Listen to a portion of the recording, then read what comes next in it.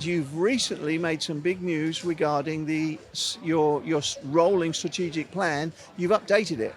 Yes, and so we're required by statute to update our strategic plan every 2 years and every even year. So last year in 2020, late 2024, we updated our strategic plan.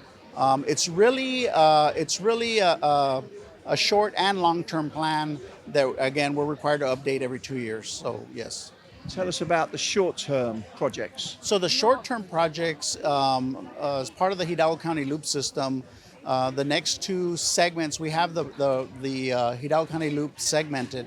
So we're going to be working on what's called Segment A, which is basically from the Ansalduas International Bridge in the Mission area, going westward, tying back into Interstate 2, somewhere between Peñitas and Palmview.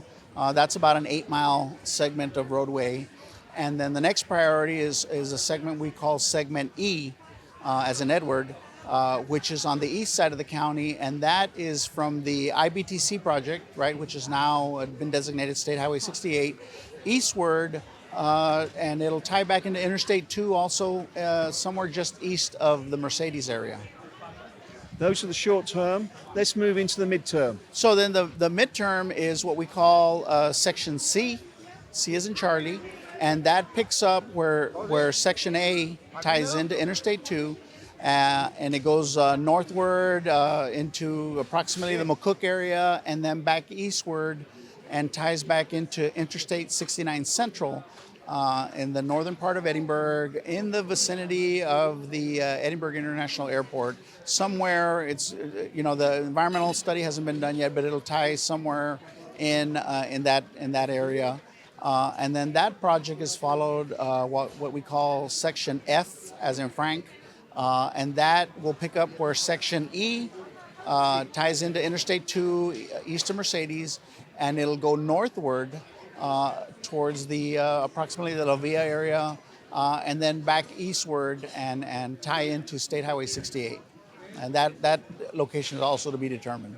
And when you've done all of those sections, effectively, you've got the county loop. We've got the county loop completed, and we'll have about approximately 120 miles of the loop system completed. Right now, we have approximately 50 miles of it under development between State Highway 68, between the 365 tollway and the IBTC, which has just been designated State Highway 68. It's about half of the loop under development right now. And a few short years ago, that people would not have thought that possible. So you have made a lot of progress recently. Yes, yeah, we have made a lot of progress. We started development of these three projects. The development started approximately 20 years ago, but we really got traction about 10 years ago, and the projects have progressed. 365 is under construction. It's about a year away from completion. That's about 12 and a quarter miles of roadway. State Highway 68 is nearing the environmental clearance, and TxDOT has money to construct a portion of that. IBTC, we got that environmentally complete, and that's been funded for construction. And so, those are some major expressway type facilities that are coming to fruition. Tell us about the funding situation. How much more do you have to find to make, especially the long-term projects? So the long-term projects, you're talking about a capital effort of about $2 billion with a B is approximately what we need to finish up. Section A, Section C, Section E, Section F is a little over $2 billion to get those completed in today's dollars. But you're not fazed by that. I don't think that's the case. I think you think we can pull this off. Yeah, I think we can pull it off. I mean, between the three projects that we've undertaken with our partnership with TxDOT, you're looking at easily $1.5 billion already of improvements that are going into the ground or about to go into the ground shortly. So if we can knock out $1.5 billion, we can certainly take on $2 billion. And you have a new chairman. Tell us about that. Yes, we have a new chair, Robert Lozano, recently appointed by the governor's office. And so he brings a wealth of knowledge to the board of directors. He's very big on collaboration and partnerships, and that is shown was shown very early on as he began his tenure, and he's forging partnerships, and he's got us full speed ahead. Another topic which I know is not in your domain, it's really TxDOT. This, what they're calling the I-69 connector, Yes. connecting I-69 Central to I-69 East.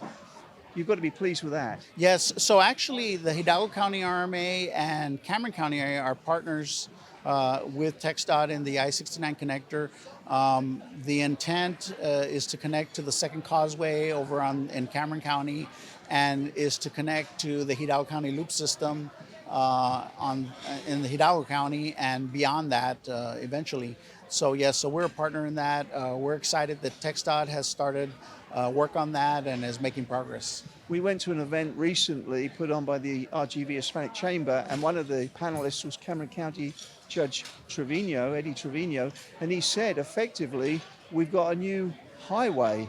You know, when you get the second causeway built and then the highway going all the way to Edinburgh, you know, you could be from Hidalgo County to the island in 30, 45 minutes. That's correct, yeah, and that's, you know, with the tremendous amount of growth we've seen in both counties, a lot of urbanization, more infrastructure is needed to facilitate the movement of people, goods, and services, not only within the county, but through the region.